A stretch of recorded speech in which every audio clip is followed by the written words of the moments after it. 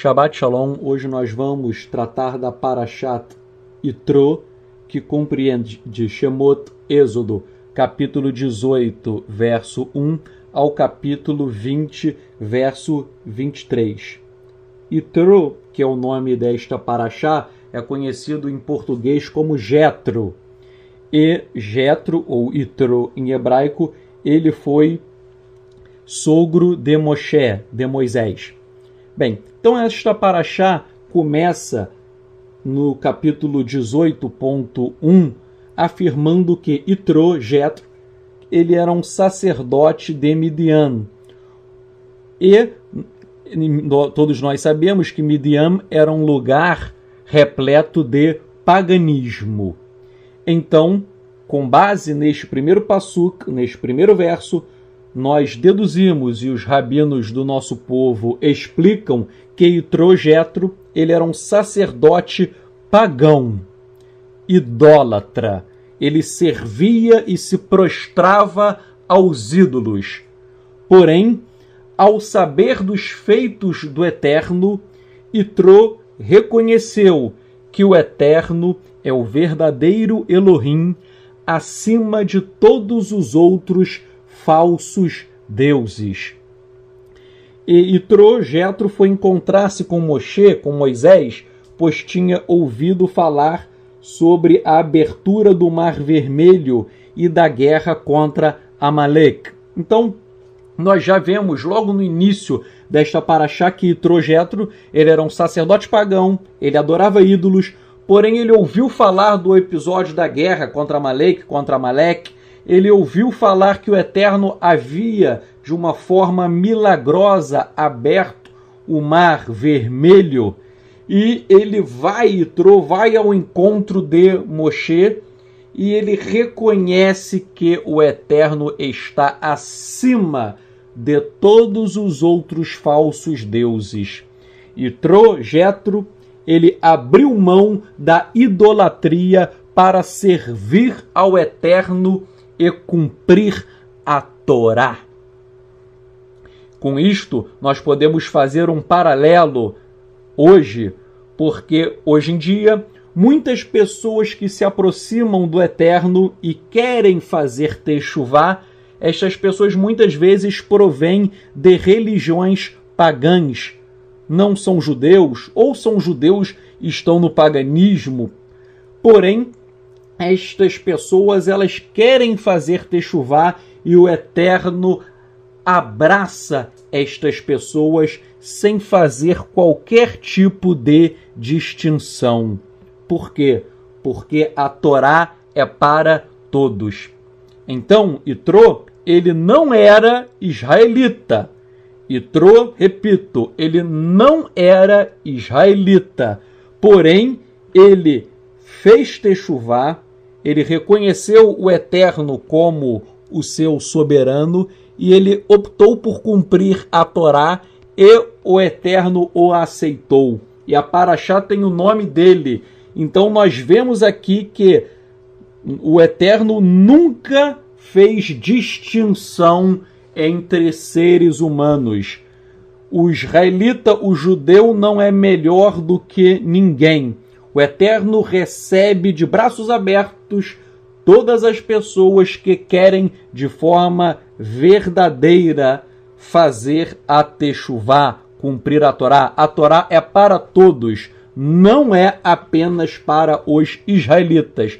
A Torá foi dada para o nosso povo, o povo de Israel, mas a Torá é uma dádiva para a humanidade. Quando nós lemos a obra conhecida como Or HaChaim, explica o seguinte, que a Torá destaca que Yitro, Jetro, era um sacerdote de Midian, ou seja, Yitro era pagão e idólatra. Porém, a Torá faz isso não para insultá-lo, não para menosprezá-lo, mas para realçar a grandeza de Yitro ao abandonar a idolatria. Por sua vez, o Zohar, capítulo 67b e 68a, explica que a conversão de Yitro demonstra que alguém pode abandonar a idolatria e viver em Kedushá, em santidade, porquanto a Torá tem o poder para penetrar até mesmo no profano. Então essa passagem do Zohar, ela é muito bonita, porque ela fala que a Torá ela serve para penetrar até no profano. A Torá ela penetra no coração do idólatra e faz uma mudança. É aquilo que Yeshua falou no nascer de novo. A palavra do Eterno ela tem esse poder de transformar vidas. Yitro Jetro, ele era pagão, mas nesta paraxá ele se torna um verdadeiro servo do Eterno, renunciando ao paganismo e optando pela Teshuvá, optando por cumprir as mitzvot, os mandamentos do Eterno. Por sua vez, nos Ketuvim Netzarim, nos escritos dos discípulos de Yeshua, nós vemos que muitos goim, muitos estrangeiros, muitos gentios, eles foram alcançados pela Torá e por Yeshua.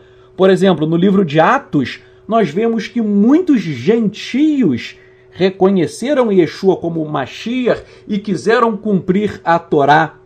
Então, quando nós lemos no livro de Atos que os gentios estavam se voltando para a Torá e estavam reconhecendo Yeshua, este fato não é uma invenção de Yeshua. Este fato não é uma invenção do judaísmo nazareno. Por quê?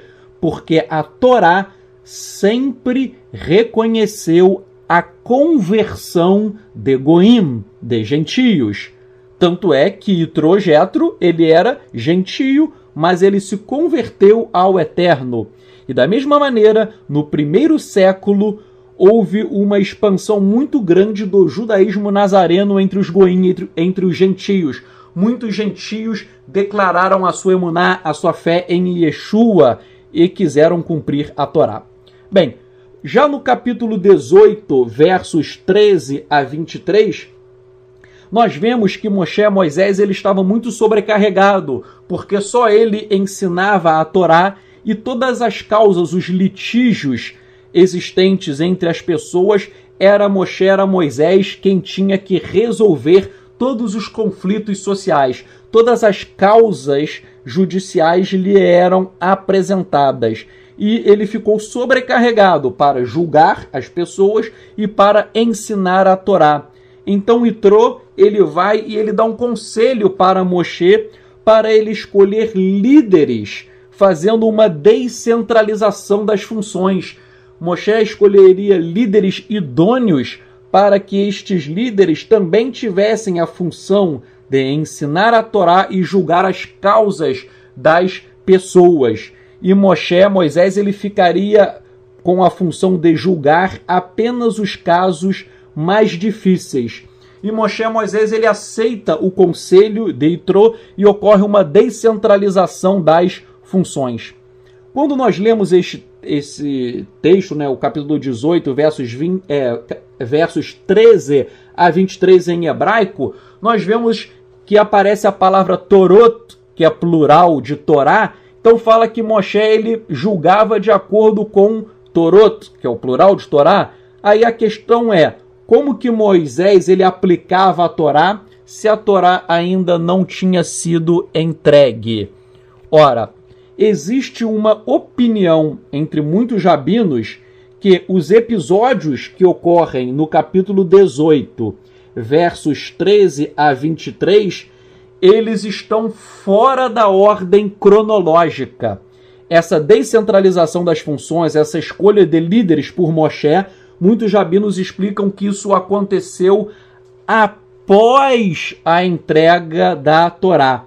Então esse trecho estaria fora da ordem cronológica, estes eventos ocorreram depois da outorga da Torá. E nós vemos nessa lição, né, nós aprendemos algumas lições desse conselho de Yitro para Moshe. Vejam, a primeira lição que eu vejo é o seguinte: Moshe era um grande profeta, mas ele teve a humildade de ouvir o conselho de Yitro, que era alguém que tinha acabado de se converter, era alguém que não tinha a mesma estatura espiritual de Moisés. Então eu aprendo com isso esta bela lição, este belo ensino, que mesmo Moshe, tendo uma elevada estatura espiritual, ele foi humilde para ouvir alguém que era menor do que ele. Hoje, infelizmente, muitos líderes não querem ouvir os seus liderados, pois se acham superiores. Por exemplo, no meio evangélico, o camarada chega e fala: eu sou pastor, eu sou apóstolo, eu sou bispo. Ele se acha o máximo e ele não quer ouvir os seus liderados. É algo errado. Por outro lado, no judaísmo messiânico, muitos roshim, muitos líderes do judaísmo messiânico, eles vieram das igrejas evangélicas e lá eles eram pastores superpoderosos. E agora o camarada chega e diz: eu sou rosh, eu sou rabino, eu sou isso, eu sou aquilo, com um orgulho, uma vaidade muito grande, não querendo escutar os seus liderados. E eu digo para você, muitas vezes, quem é menor do que você vai te dar um conselho que provém do eterno. Então nós temos que ter a humildade para ouvir todas as pessoas. Um raver, um amigo, um irmão simples e humilde, ele pode ter uma sabedoria que ele recebeu do próprio Eterno e ele pode nos dar um conselho maravilhoso.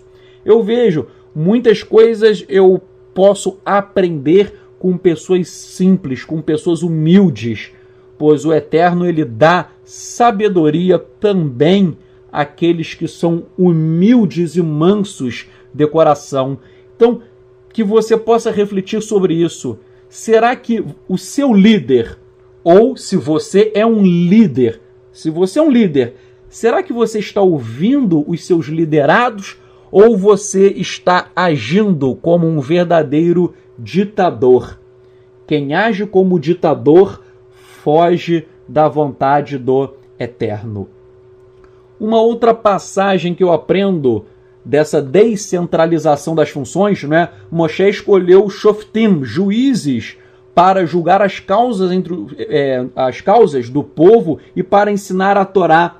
Então vejam, Moshe ele decidia, ele ensinava, mas ele escolheu autoridades.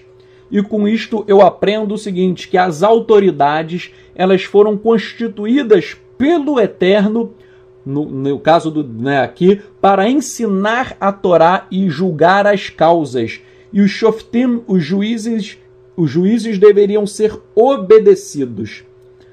Hoje em dia, no século 21, nós vemos uma coisa meio contraditória. De um lado, os líderes abusam do poder que têm, explorando os seus liderados, sendo que muitos líderes religiosos não foram chamados pelo Eterno. São pessoas que não foram chamados pelo Eterno, mas estas pessoas, elas instituíram os seus próprios sistemas religiosos carnais. Então, de um lado, existem líderes que abusam do poder, exploram os seus liderados. Por outro lado, existem pessoas que estão traumatizadas com a hierarquia religiosa e estas pessoas decidem viver de forma independente, sem ter que prestar contas a alguém que seja mais sábio. Então eu vejo, isso é muito triste. Existem pessoas que iniciam a techuvá, que elas vieram de igrejas evangélicas. E essas pessoas vêm de igrejas e elas estão traumatizadas com o abuso de poder nas igrejas evangélicas. Então, quando elas vêm pelo judaísmo, elas dizem: agora eu nunca mais vou ouvir ninguém. eu nunca mais vou obedecer a ninguém, eu agora vou ser o meu próprio rabino, eu vou ser o meu próprio mestre.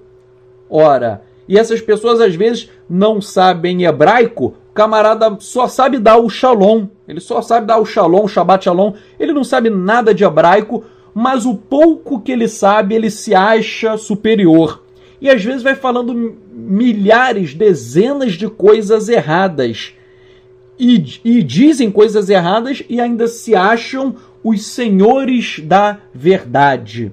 Ora, vejam, se por um lado o líder não pode abusar do poder que tem, por outro lado, é importante que quem está iniciando o processo de Teshuvá, que esta pessoa escolha um líder idôneo, um líder honesto.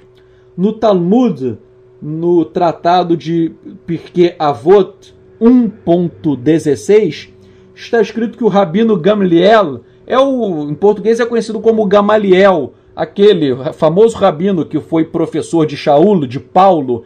Então o rabino Gamaliel, ele disse o seguinte: estabeleça para ti um mestre e livre-se da dúvida. Então ele deu um conselho que todas as pessoas devem buscar um mestre para ensinar a Torá. Infelizmente, poucos são os que buscam estudar com um verdadeiro mestre. Muitas pessoas preferem levar uma vida autônoma, independente, e daí terminam se contaminando com ensinos errados, heréticos, caem em apostasia e muitos terminam perdendo Haye Olam, perdendo a vida eterna. Então é um conselho que eu dou para você: escolha um mestre, alguém que lhe ensine a Torá, que ensine Yeshua, a Mashiach, com amor no coração, com shalom, com humildade, simplicidade, alguém que exale o caráter de Yeshua HaMashiach. É muito fácil, né? Yeshua falou que você conheceria a árvore pelo fruto. Você conheceria o falso mestre observando o fruto. Se o teu mestre ele não tem amor, se ele não tem shalom, paz, se ele não tem bondade, misericórdia, graça, se ele não é um homem de oração, se ele não é humilde, se ele não é simples, se ele não é uma pessoa amável, gentil, se ele não é nada disso, então ele não tem fruto. Se ele não tem fruto, ele é um falso mestre. Então você deve se afastar dele. Eu digo, busque um mestre que exale o caráter de Yeshua. Siga a lição de Pirkei Avot, capítulo 1, verso 16, a lição do rabino Gamliel, em português Gamaliel. Escolha um mestre para lhe ensinar, para que você esclareça todas as suas dúvidas.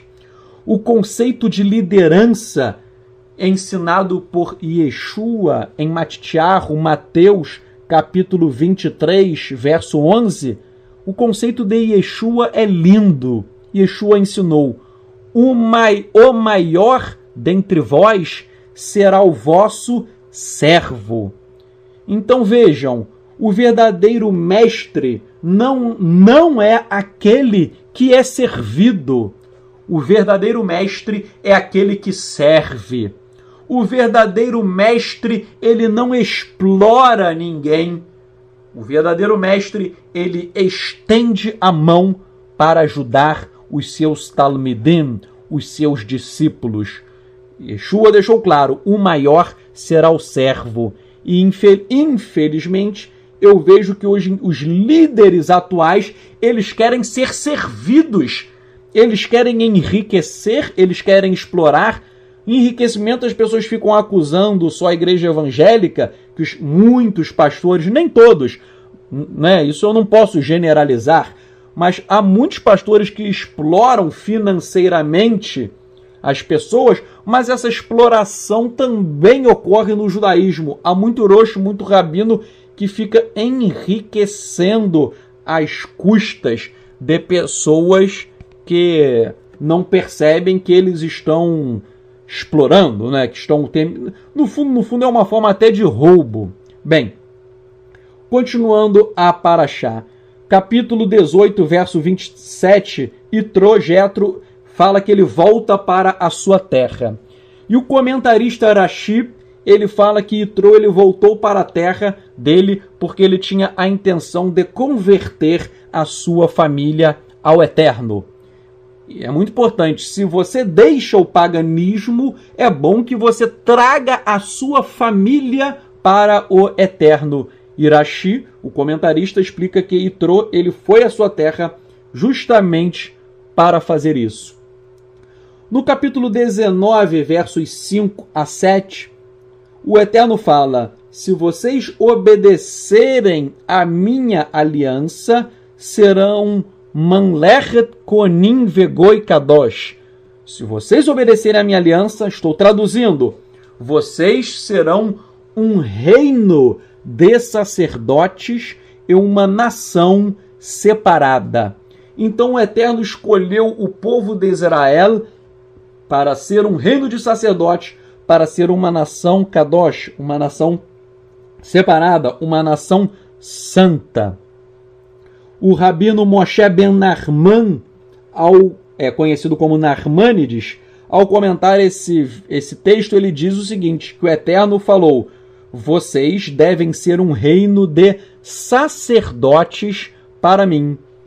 E por sua vez os Ketuvim Netzarim, em Kefá Aleph, 1 Pedro, capítulo 2, versos 7 a 9, Kefá Pedro falou: a pedra que os construtores rejeitaram tornou-se a pedra angular.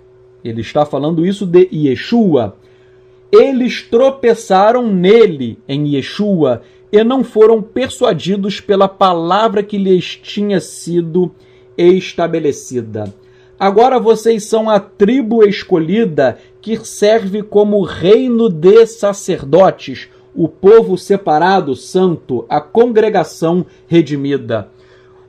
Se você analisar o texto em aramaico de Kefá, de Pedro, e depois traduzi-lo para o hebraico, você vê que a ideia de Kefá, Pedro ele citou o texto de Shemot, Êxodo, capítulo 19, versos 5 a 7, quando o Eterno disse que o povo de Israel seria Manlechet Konim Vegoi Kadosh, ou seja, que o povo de Israel seria um reino de sacerdotes e um povo santo, separado. Então aí nós vemos que nesse texto Kefá Pedro, ele cita expressamente um texto da Torá. Bem, vamos agora estudar a outorga da Torá, quando o Eterno foi entregar a Torá ao nosso povo.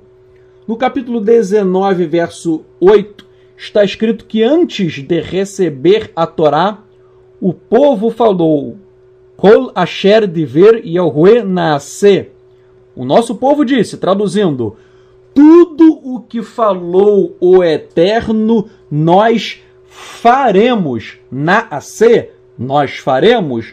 Ou seja, o povo de Israel, o nosso povo, comprometeu-se a guardar a Torá. E antes de receber a Torá, as tábuas, escritas pelo dedo do próprio Eterno, nós vemos que há um cenário em que houve trovões, relâmpagos, uma nuvem espessa sobre a montanha do Sinai, ouviu-se um alto toque do shofar, o monte foi envolto pela fumaça, a montanha tremia, está escrito que Elohim desceu com fogo para outorgar a Torá. Ele desceu, está no verso 18. Vejam que interessante. No capítulo 19, verso 18, diz-se que o Eterno desceu para outorgar a Torá.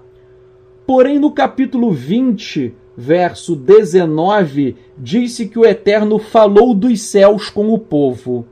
Ora, o Eterno desceu... A pergunta é, ou o Eterno desceu à terra, como está escrito, ou ele estava nos céus. Parece que é uma contradição. O capítulo 19, verso 18, diz que o Eterno desceu. Mas o capítulo 20, verso 19, fala que o Eterno não desceu, que ele continuou nos céus e falou de lá. Parece que é uma contradição. O Eterno desceu ou não? A resposta é simples. Isto é uma contradição aparente e não real. Por quê? Porque, na verdade, o Eterno estava tanto na terra quanto estava nos céus, pois o Eterno é onipresente.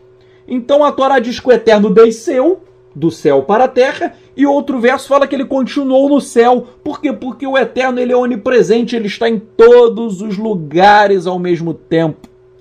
Da mesma forma, nós sabemos que Yeshua é uma emanação do Eterno. Quando Yeshua veio ao mundo em carne, os céus não ficaram vazios. Por quê? Porque mesmo Yeshua sendo uma encarnação de uma natureza, de uma kenumá do Eterno, kenoma do Eterno, o Eterno, Yeshua veio ao mundo como homem, mas os céus não ficaram vazios, pois o Eterno se manifestava tanto nos céus como na terra, apresentando-se como Yeshua, o homem encarnado, a encarnação da palavra do Eterno, que é o próprio Eterno. Então vejam, muita gente fala, se Yeshua é o Eterno, quando ele veio ao mundo em carne, os céus ficaram vazios. É óbvio que não, o Eterno é onipresente. Agora nós vamos estudar o capítulo 20, o famoso Aseret Hadbrot. A tradução literal é a seguinte, as 10 palavras, e popularmente eles são conhecidos como os 10 mandamentos. Então o Eterno falou as palavras dos 10 mandamentos, no episódio conhecido como Matan Torá, ou seja, a outorga da Torá. E um detalhe interessante, não é, que o Rabino Rashi, e na obra, uma outra obra também conhecida como Mehilta, fala o seguinte, tanto Rashi quanto Mehilta, que nos 10 mandamentos, a cada mandamento positivo, o povo falava sim, ken, e a cada mandamento negativo, o povo falava lo, não.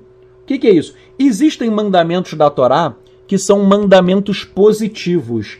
Mandamentos positivos são aqueles em que o Eterno exige que você faça alguma coisa. Então, quando o Eterno diz, faça isso, isto é um mandamento positivo, pois ele exige uma ação humana. Por exemplo, quando o Eterno fala, guarde o Shabat, lembre-se do Shabat, isso é um mandamento positivo, lembrar-se do Shabat. Mas existem os mandamentos chamados mandamentos negativos, que são aqueles em que o Eterno exige uma abstenção, o Eterno exige um não fazer. Por exemplo, quando o Eterno fala, não matarás, é um mandamento negativo, você não deve fazer algo, ou seja, você não deve matar. Quando o Eterno fala, não adulterarás, é um mandamento negativo, você não deve fazer. Então vejam, apesar de não estar escrito na Torá, a tradição fala que, Rashi Mehilta, que quando o Eterno dizia um mandamento positivo, que você deveria cumprir, o povo dizia, ken, sim. E quando era um mandamento negativo, o povo falava, lo, ou seja, não, nós não vamos fazer. Bem, o capítulo 20, verso 1, está escrito assim, e falou Elohim todas as palavras dizendo. Então, no capítulo 20, verso 1, está escrito que quem falou as palavras dos 10 mandamentos foi o Eterno. Porém, no Targum Yerushalmi está escrito o seguinte, abre aspas, e a palavra do Eterno falou todas estas palavras de consagração. Então vejam, a Torá diz que quem falou os 10 mandamentos foi Elohim, foi o Eterno. Porém, o Targum Yerushalmi diz que quem falou os 10 mandamentos foi a palavra do Eterno. O Targum diz, a palavra do Eterno falou todas as palavras. Então, quem falou os 10 mandamentos, de acordo com o Targum, foi a palavra do Eterno. Aí eu pergunto, quem é a palavra do Eterno. Isso está em Yohanan, João, capítulo 1, verso 1. Yohanan, João diz que Yeshua, ele é a palavra do Eterno. No princípio era a palavra estava com Elohim e a palavra é o próprio Elohim. Então Yeshua é a palavra do Eterno. Vejam que interessante que, de acordo com o Targum Yerushalmi, quem falou os 10 mandamentos foi a palavra do Eterno. E a palavra do Eterno é Yeshua. Então Yeshua, o nosso Messias, foi ele quem estava dizendo as palavras dos 10 mandamentos. Yeshua é uma emanação do Eterno. Ali no Monte Sinai, Yeshua estava se manifestando ao nosso povo, se manifestando como a palavra do Eterno. E o Targum diz que a palavra do Eterno falou as palavras dos 10 mandamentos. Então Yeshua, ele se manifestou ali para entregar os 10 mandamentos. Os 10 mandamentos foram entregues por Elohim. Como? Por meio de uma emanação de Elohim. Que emanação é esta? Yeshua, o nosso Mashiach. Bem, então isso é algo muito interessante, não é? Os 10 mandamentos foram entregues por Yeshua, uma emanação do Eterno. Outra coisa, o cristianismo tem muitas contradições no cristianismo. O cristianismo afirma que Yeshua revogou a Torá. Eu pergunto, será verdade? Será que Yeshua realmente revogou a Torá? Não é isto que nós lemos. Se nós analisarmos os 10 mandamentos, em hebraico as 10 palavras, Aseret Hadbrot, nós veremos que Yeshua não revogou nada. Yeshua, ele confirmou a Torá. Nós vamos agora falar rapidamente um pouco sobre os 10 mandamentos. O primeiro mandamento é Anohi Yahué Eloheicha. Eu sou o Eterno, Yahué, o teu Elohim. O primeiro mandamento é esse, eu sou o Eterno teu Elohim. Ou seja, o Eterno, ele deve ser o centro da vida de qualquer pessoa. O Tzadik, o justo, coloca o Eterno como o foco principal da sua existência. Porém, o Rachá, o ímpio, ele coloca o seu ego em primeiro lugar. A diferença entre o Tzadik, o justo, e o ímpio, o Rachá, é que o Tzadik, ele supervaloriza o Eterno, enquanto o ímpio supervaloriza a si próprio. O Rabino Baal Shem Tov disse o seguinte: antes que você possa encontrar Elohim, você tem que perder a si mesmo. Então vejam, Baal Shem Tov disse que você tem que perder você próprio, você mesmo, para encontrar Elohim, para encontrar o Eterno. O que significa perder a si mesmo? Significa renunciar o seu ego, a sua vaidade, renunciar tudo a autovalorização. Você tem que anular o seu ego e colocar o Eterno em primeiro lugar. Yeshua falou de forma parecida, né? Yeshua falou, se você quiser vir após mim, tome a estaca de execução, negue a si mesmo e siga-me. Yeshua falou, você tem que negar a si mesmo. E Baal Shem Tov falou, você tem que perder a si mesmo. Quem perde a si mesmo, quem nega a si mesmo, encontra o Eterno.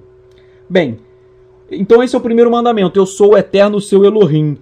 Em Efésios 4.5, Paulo, ele confirmou este mandamento. Paulo falou, há um só, isso está lá em aramaico, a tradução é, há um só, Mariá, há um só Yahué, há um só Eterno. Então Paulo falou que só existe, Efésios 4.5, só existe um Eterno. Ou seja, o eterno o eterno não é duas, o eterno não é três pessoas, o eterno não é uma trindade. O eterno é uma pessoa. Agora, vejam que interessante. Shaul Paulo falou que o eterno é uma pessoa só. Mas em Filipenses 2, verso 11, Shaul escreveu: Vechol lashon todeh ki Yahuwah hu Yeshua HaMashiach. Filipenses 2:11, a tradução do hebraico é: toda língua confesse, louve, exalte que o eterno é Yeshua HaMashiach. Vechol lashon todeh ki Yahuwah hu Yeshua HaMashiach. Repetindo, Vechol lashon todeh ki Yahuwah hu Yeshua HaMashiach. Toda língua confesse que o eterno é Yeshua HaMashiach. Então é muito claro que Yeshua é uma emanação do eterno. Agora vejam, em Efésios 4:5, Shaul Paulo falou que o eterno é um. Já nesse texto de Filipenses 2:11, Shaul Paulo falou que Yeshua é o eterno. Então vejam, Paulo falou que o eterno é um. Paulo falou que Yeshua é o eterno. Qual é a conclusão que nós chegamos? Yeshua é o eterno. Por quê? Porque não existem dois eternos, somente existe um eterno, Efésios 4:5. Yeshua é uma emanação do eterno. Quem conhece aramaico, quem lê a Peshita em aramaico, sabe disso muito bem. Quem não lê aramaico, quem não conhece, vou falar de uma forma bem franca. Todo mundo que conhece aramaico sabe que Yeshua é uma emanação do eterno. Porque isso é muito claro.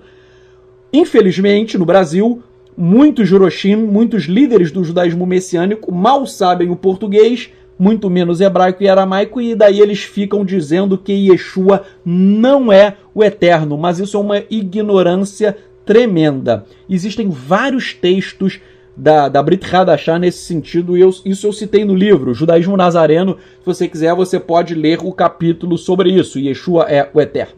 Bem, vamos agora para a segunda palavra, o segundo mandamento. Lo yirelecha Elohim acherim al panai. Não terás outros deuses diante de mim. Então disso decorre que o Eterno proibiu a pessoa se prostrar diante de imagens esculpidas. O Eterno proibiu a idolatria. A idolatria católica é abominável aos olhos do Eterno. O católico ele tinha que estar escutando essa paraxá, ele tinha que estar lendo a Torá. Não terás outros deuses diante de mim. Lo Elohim acherim al panai. Não terás outros deuses. Abandonem a idolatria. E aqui nesse texto continua dizendo que o Eterno, não é, ele é Elohim zeloso, tal, e continua o texto, e fala, não é, que o Eterno ele visita a iniquidade dos pais nos filhos, até a terceira e quarta geração daqueles que o aborrecem, ou seja, daqueles que continuam seguindo os maus caminhos. Porém, o Eterno está em hebraico, o Eterno demonstra Hesed, demonstra graça, até 1000 gerações daqueles que o amam e obedecem aos seus mandamentos. Isso é muito importante. Por quê? Porque os cristãos dizem que, o cristão fala assim, no Antigo Testamento não havia graça. A graça só veio no Novo Testamento. Esta colocação está errada. Aqui está dizendo que o Eterno demonstra o Ferreira de Almeida, João Ferreira de Almeida traduziu como misericórdia, mas aqui em hebraico está Hesed, que significa graça. Então está dizendo que o Eterno demonstra Hesed, demonstra graça até 1000 gerações daqueles que o amam e obedecem aos seus mandamentos. O cristão, repito, erra ao falar que não existe graça no Antigo Testamento. Só para vocês terem uma noção, a palavra Hesed, graça, ela aparece mais de 240 vezes no Tanar. Tanar é o que o cristão chama de Antigo Testamento. Então o Eterno não muda, o caráter dele é o mesmo. No Tanar, no Antigo Testamento, entre aspas, a palavra graça, Hesed, apareceu 240 vezes aproximadamente. O Eterno, ele não muda. Ele sempre teve e ele sempre terá graça. Uma coisa interessante, não é que o Eterno falou, não é que ele faria graça para aqueles que o amam e obedecem aos seus mandamentos. Né? O Eterno falou, quem me ama e obedece aos meus mandamentos, eu vou demonstrar Hesed, graça. Yeshua parafraseou esse texto em Yohanan, João 14,15. Yeshua disse, o Yeshua falou algo igualzinho, igual. Yeshua falou, aqueles que me amam guardarão os meus mandamentos. E quais são os mandamentos de Yeshua? São os mandamentos da Torá. Não os mandamentos da Torá, tal como ensinavam alguns grupos judaicos que deturparam a Torá. Mas Yeshua quer que nós venhamos a cumprir a Torá de uma forma espiritual e verdadeira, que é a forma como ele ensinou. Ele é o Mashiach, e o Mashiach do judaísmo vem para ensinar a Torá de forma elevada. E Yeshua, ele fez isso. Ele ensinou a Torá de uma forma profunda. Vejam, não terás outros deuses diante de mim, isso foi combatido também nos Ketuvim Netzarim, em Galutiá Gálatas 5, versos 19 a 21, Shaul, Paulo, ele combateu a idolatria. Por sua vez, em Guiliana, Apocalipse, verso 21, 8, Apocalipse, Guiliana fala que os idólatras serão lançados no lago de fogo. Então, os idólatras não têm parte no reino de Elohim. Os idólatras têm que abandonar a idolatria, tal como Itrô, como Jetro, e eles precisam fazer techuvá. O terceiro mandamento é Lotsa et Shem Yahuwah Eloheicha Lashav. Literalmente é, não pronunciarás o nome do Eterno para a nulidade. É o que você conhece como não usar o nome do Eterno em vão, mas literalmente é não pronunciar o nome do Eterno para a nulidade. Ora, este mandamento não proíbe dizer o nome de Yahuwah. Proíbe sim que seja usado de maneira desrespeitosa, ou que seja usado para a nulidade, ou seja, para que caia no esquecimento. Vejam, o judaísmo rabínico diz que o nome do Eterno é tão santo, tão kadosh, que não pode ser pronunciado. Porém, se nós lemos esse texto, está escrito, não é, que o nome do Eterno ele não seria usado para lashav, ou seja, para a nulidade. Quando alguém deixa de usar o nome do Eterno, essa pessoa termina anulando o próprio nome do Eterno.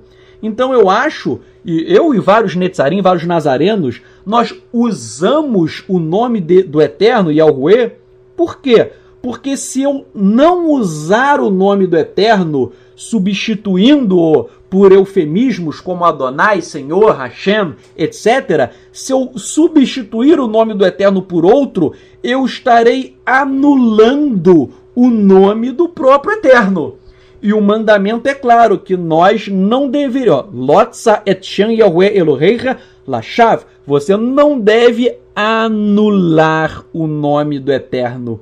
Então, quem usa Adonai está anulando. Quem usa Senhor está anulando. Quem usa Hashem está anulando. Então, nós, Netzarim, nós achamos que nós devemos pronunciar o nome do Eterno. Claro, pronunciar com temor e tremor. Pronunciar de forma respeitosa. Não é? Bem, a sacralidade, né, o nome do Eterno é tão santo que Yeshua falou isso, né? Na oração conhecida como Pai Nosso, Yeshua disse, Avinu Sheba Shamayim Itkadesh Shimcha, Pai Nosso que estás nos céus, o teu nome é santo, é separado, é Kadosh. Então Yeshua confirmou isso, que o nome do Eterno é Kadosh, ele é santo, né? Avinu Sheba Shamayim Itkadesh Shimcha, Pai Nosso que estás no céu, nos céus, o teu nome é santo, é separado, é Kadosh. Bem, então... Muitas pessoas usam o nome do Eterno de forma desrespeitosa, de forma leviana, de forma torpe e vil. Isto é uma abominação. Nós temos que ter um temor e um tremor pelo nome do Eterno. Aí vem o quarto mandamento. Zahor et Yom HaShabbat lekadsho. Lembre-se do Shabat e o santifique. Vejam, o Shabat, o sábado, é um mandamento. Os cristãos não querem guardar o Shabat, mas eles estão sendo enganados por Roma. Yeshua não anulou o Shabat. O Shabat foi escrito nas tábuas da Torá pelo próprio dedo do Eterno. O próprio Eterno escreveu. Isso nós veremos mais à frente. As palavras, os 10 mandamentos foram escritos em tábuas pelo dedo do Eterno. O dedo do Eterno escreveu para guardar o Shabat. E o Eterno não muda. O Eterno não muda. Se ele deu o Shabat é imutável. O Shabat não foi anulado porque o Eterno não muda. Isto está muito claro em Mateus, capítulo 24, 20, em Lucas, capítulo 4:14, em Masei Shilchim, Atos, capítulo 13.14, capítulo 16, verso 13, capítulo 18, verso 4, Ivrim Hebreus, capítulo 4.9, Colossenses, capítulo 2, verso 16 e tantos outros. O Shabat é um mandamento eterno. Temos também o quinto mandamento, né? Kabed et avir ve'et imecha, honrar o pai e a mãe. Yeshua, ele falou sobre isso. Você depois pode ler em Mateus capítulo 15, versos 3 a 6, que Yeshua, ele diz o seguinte, para os perushim, para os fariseus, ele falou, Yeshua disse, por que vocês transgridem o mandamento de Elohim por meio da tradição?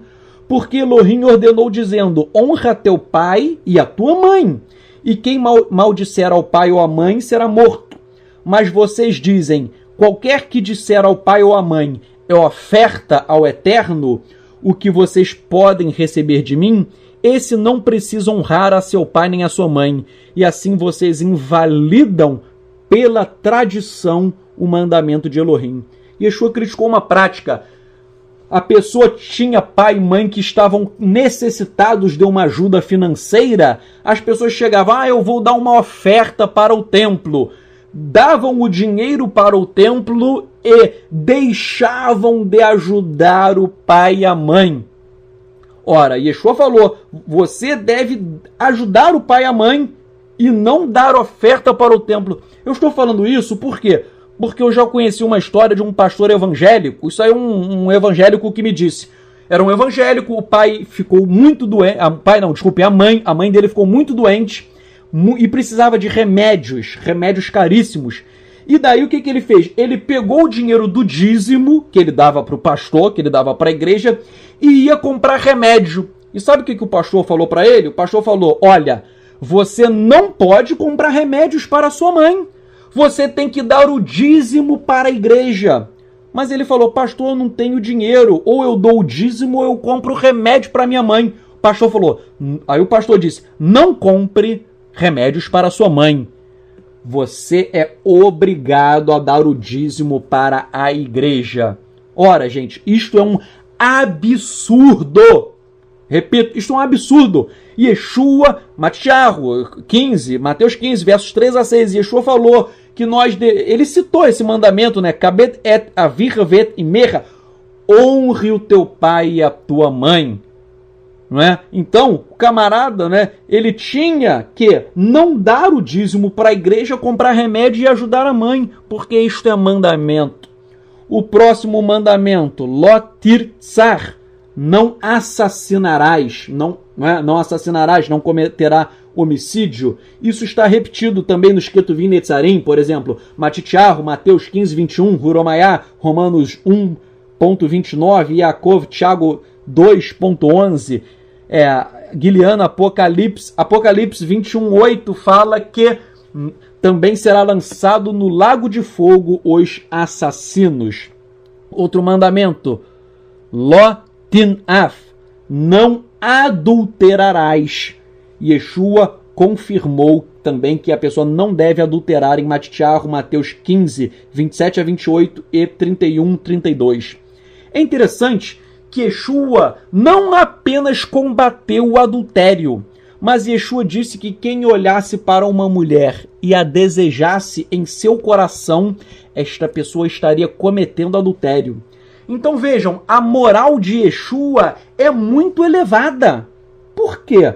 Porque a Torá falou, você não deve adulterar, mas Yeshua, ele elevou a Torá de uma maneira mais profunda até. A halahá, a interpretação de Yeshua é, se você olhar para uma mulher e a cobiçar em seu coração, você já é um adúltero. Então Yeshua, ele dá... muitas pessoas acham que Yeshua, né, o cristão fala, Yeshua veio para acabar com a lei. Não, Yeshua até endureceu a Torá, porque a letra da Torá combate só o adultério. Yeshua falou, quem olhar já está cometendo adultério. Então Yeshua, não é, o crente, o evangélico fala, Yeshua revogou a Torá. Não, Yeshua ele tornou a Torá mais dura. Por quê? Porque o Mashiach de Israel, do nosso povo, ele vem para nos elevar de forma espiritual. O 8º mandamento, Lo tignov, não furtarás, não roubarás. Isso está repetido também em Romanos 13, 9. Também tem o 9º mandamento, Lo tane vereachá ed shakir, não darás falso testemunho contra o teu próximo. Esse mandamento foi repetido em Guiliana, Apocalipse 21:8, que afirma que os mentirosos serão lançados no lago de fogo. Vejam, todos os mandamentos até agora, todos eles estão repetidos no Ketuvim Netzarim, no Novo Testamento, entre aspas. E o último mandamento é Lo tarmod, não cobiçarás, não desejarás. Você não deve desejar a mulher, a casa do teu próximo, boi, jumento. Você não deve desejar nada do seu próximo. Isso também está repetido, isso se extrai de Romanos 7.7, 13.9, Galutiá, Gálatas 5, 19 a 21. Conclusão. Todos os 10 mandamentos foram confirmados nos Ketuvim Netzarim, no Novo Testamento, entre aspas, e não foram anulados. Logo, o cristianismo é contraditório, porque afirma que os 10 mandamentos estão válidos, porém o cristianismo anula o Shabat e vários outros mandamentos. Ora, no final do capítulo 20.17, está escrito que a Torá foi dada para que o povo não peque. Êxodo 20:17 fala que a Torá foi dada para que o povo não peque. Por quê? Porque a Torá é quem aponta para o que é certo e para o que é errado. A Torá é quem diz o que é e o que não é pecado. O que é pecado? A definição é pecado. Pecado significa violação da Torá. Eis a contradição do cristianismo. O cristianismo afirma que a Torá foi abolida. Mas, ora, se a Torá fosse abolida, não existiria pecado. Porque pecado significa violação à Torá. Então nós vemos que isso é um absurdo. Repito, pecado significa violação à Torá. E isto foi confirmado por Yohanan, João. Em Yohanan Aleph 3.4, 1 João, capítulo 3, verso 4, está escrito: Kol ha-rote manrehu batorá, que... cadê? Peraí, eu perdi aqui a leitura. Deixa eu voltar aqui que a página mudou. Kol ha-rote manrehu batorá, ki ha-het merihu batorá. Todo o que peca faz rebelião contra a Torá. O pecado é rebelião contra a Torá. Yohanan falou que pecado significa rebelião contra a Torá. Se você quer saber o que é pecado, leia a Torá. Né? Então, essa história do cristianismo que a Torá acabou é mentira. Porque se a Torá acabou, não existe mais pecado. E se não existe mais pecado, você pode fazer o que quiser da vida. Isto está errado. Pecado existe. Por isso que a Torá ainda é válida. Porque pecado é rebelião contra a Torá. E por fim, no capítulo 20, verso 18, está escrito Vechol ha'an roin et hakolot, em hebraico. E todo o povo viu as vozes. Isso está em hebraico. Vejam, você não vê vozes, você ouve vozes. Vozes não são vistas, são ouvidas, mas está escrito em hebraico que todo o povo, roin et hakolot, e todo o povo viu as vozes. Ora, afirma a tradição que o texto se refere a vozes e não a voz, no singular. Então, a tradição do nosso povo explica que a voz do Eterno no Sinai se dividiu em 70 vozes, em 70 idiomas, para que todos os 70 povos pudessem ouvir e entender a Torá em seu próprio idioma. Vejam que magnífico! De acordo com a tradição do nosso povo, saiu do Egito não só israelitas, mas pessoas de vários povos, línguas e nações. E havia no meio do povo de Israel pessoas de várias nações com 70 idiomas diferentes. Então a tradição diz que quando o Eterno falou a Torá, ele falou, só que a voz do Eterno se repartiu em 70 idiomas e cada pessoa conseguiu ouvir a Torá no seu próprio idioma. Então vejam, vou dar um exemplo, né? Não existia japonês na época, mas, por exemplo, se houvesse um japonês, o camarada ia ouvir a Torá em japonês. Se houvesse um espanhol, claro que não existia, eu estou dando um exemplo. Se houvesse um espanhol, a pessoa ouviria a Torá em espanhol. Um inglês ouviria a Torá em língua inglesa. Foram 70 idiomas que a voz do Eterno se repartiu e todo mundo pôde entender a Torá. Isto é uma prova de que a Torá não é só para o judeu, não é só para o israelita. Se a Torá fosse só para o israelita, ela seria dada apenas no hebraico. Mas a Torá ela foi dada de uma forma com que todas as pessoas a entendessem. Isso prova que a Torá é para toda a humanidade. Por quê? Porque a Torá quem diz o que é e o que não é pecado. E isto é um interesse de toda a humanidade. Será que só o judeu, o israelita, que não deve pecar? Não, o Eterno quer que nenhum ser humano peque. Não é? Então eu discordo de grupos do judaísmo messiânico e até do rabínico que falam o judeu precisa guardar a Torá, o gentio não precisa guardar a Torá. Isso é um absurdo. Se a Torá quem diz o que é pecado, a Torá é para todos. Porque senão o Eterno ia querer que o judeu ele cumpra a Torá e fuja do pecado, e o gentio, o Eterno ia aceitar que ele vivesse em rebelião, que ele vivesse pecando. O Eterno, ele não olha judeu nem gentio, ele olha todos os seres humanos. O Eterno quer que ninguém peque, por isso a Torá é para toda a humanidade. Então vejam, a Torá foi dada em 70 idiomas. De forma semelhante, em Atos dos Emissários, os Talmidim, os discípulos de Yeshua, você lê em Atos capítulo 2, que eles falaram para uma multidão de pessoas. E estas pessoas, está escrito, ouviram a mensagem em suas próprias línguas maternas. Ou seja, os Talmidim, os discípulos de Yeshua, receberam o dom de falar línguas estrangeiras, possibilitando que a mensagem de Yeshua chegasse a judeus e a prosélitos que não falavam hebraico ou aramaico. Então, em Atos capítulo 2, nós vemos que havia pessoas de diversas nações, com várias línguas diferentes, e os Talmidim, os discípulos de Yeshua, eles conseguiram falar, por exemplo, conseguiram falar grego, conseguiram falar algum dialeto da Fenícia, conseguiram falar latim, conseguiram falar diversos idiomas para que todos ouvissem a Torá e ouvissem a mensagem de Yeshua. Então, o dom de línguas de Atos 2, capítulo 2, é uma extensão das línguas mencionadas em Shemot, Êxodo, capítulo 20.18. Então, vejam só, no Sinai, no deserto, o Eterno dá a Torá, e a Torá é dada em 70 línguas para que todos entendessem.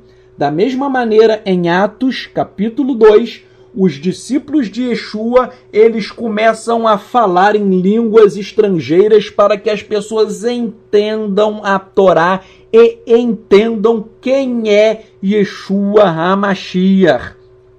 Não é? Essa questão de dom de línguas, isso não é invenção do cristianismo. O dom de você receber uma língua de um outro país, não é? Por exemplo, o camarada nunca foi no Japão, o Eterno dar uma língua, da língua, e ele, do dia, na hora ele aprende japonês, e ele consegue pregar a Torá e pregar Yeshua para um japonês. Né? Eu conheço uma pessoa que já, mais de uma até, que nunca estudaram algumas línguas e num estalar de dedos começaram a falar fluentemente, de forma sobrenatural. Não é? Falar japonês, falar inglês, falar outras línguas. Vejam, repito, o dom de você falar línguas estrangeiras, isso não é invenção do cristianismo. A própria tradição do nosso povo afirma que José, não é? Isso é tradição, mas só para mostrar que isso não é invenção. Yosef, quando ele se tornou governador do Egito, a tradição diz que ele recebeu o dom de línguas. Por quê? Porque lembram, na época da fome, as pessoas iam até ele, iam pessoas de vários povos, e a tradição fala que Yosef, ele entendia e ele falava as línguas dos diversos povos existentes na face da terra. Então o dom de línguas existe. Ora, nós só devemos fazer uma distinção. Existe o dom de línguas estrangeiras, que são idiomas humanos, chinês, japonês, inglês, espanhol, etc. Existem as línguas estranhas, ou seja, idioma que não existe na face da terra. Paulo, em Coríntios, ele falou sobre línguas estranhas que ninguém entende. Então, existem línguas estrangeiras, que são idiomas humanos, existem línguas estranhas, línguas que não são faladas no planeta Terra. E Shaul falou sobre isso. Em Coríntios ele fala que há pessoas que falam línguas e ninguém entende na face da Terra. Está escrito, há pessoas que falam línguas que ninguém entende, só o Eterno entende. Então existe esse dom. Aí alguém vai falar, mas e essas maluquices, doideiras que acontecem na igreja evangélica? Vejam, não é? Existem muitas pessoas que estão de palhaçada. Eu vou falar de forma muito franca. Existem dons que são falsificados, que são palhaçada. Existem dons de línguas dados por Satã, por Satanás. Então, não é porque há um abuso de um dom que esse dom não exista. Então, quero deixar muito claro. Eu creio no dom de línguas. Isso é bíblico. Porém, eu sei que existem pessoas que mistificam, que inventam, que mentem, que falam até línguas de raça. Eu já vi pessoas falando em línguas estranhas, de repente se coloca a mão na pessoa, manifestam Shedim, manifestam demônios. Então, há línguas até dadas por Shedim, por demônios. Isso existe. Agora, também existem homens sérios, existem servos do Eterno que eu conheço. E talvez você também deva conhecer. São pessoas idôneas que recebem verdadeiros dons espirituais.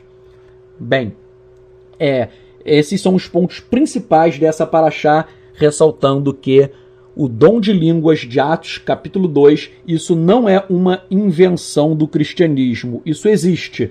Tanto é que nos manuscritos do Mar Morto está escrito, antes de Yeshua, os essênios do Mar Morto escreveram, eu tenho esse texto, os essênios escreveram sobre o dom de línguas de fogo.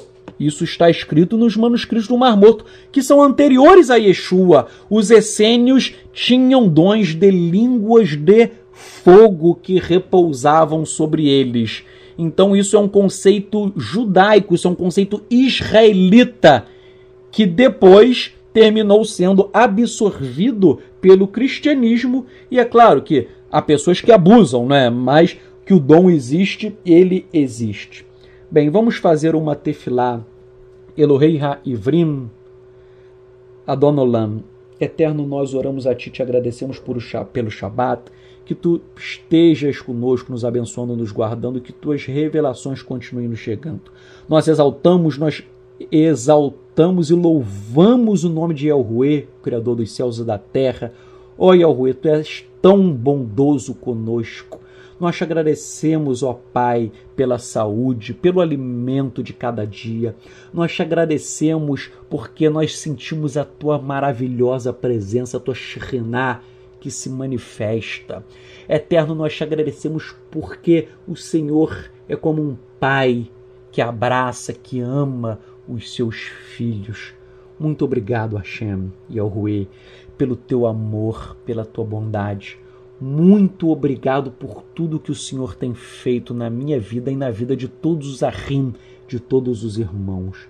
Nós te agradecemos com um profundo espírito de súplicas, de temor e tremor diante da Tua presença. Receba, Pai, o nosso louvor, a nossa adoração. Nós te exaltamos e bendizemos o Teu nome, Baruch Yahuwah. Bendito sejas Tu, Yahuwah. Nós oramos, Pai, Bishem Yeshua HaMashiach, em nome de Yeshua HaMashiach. Amém.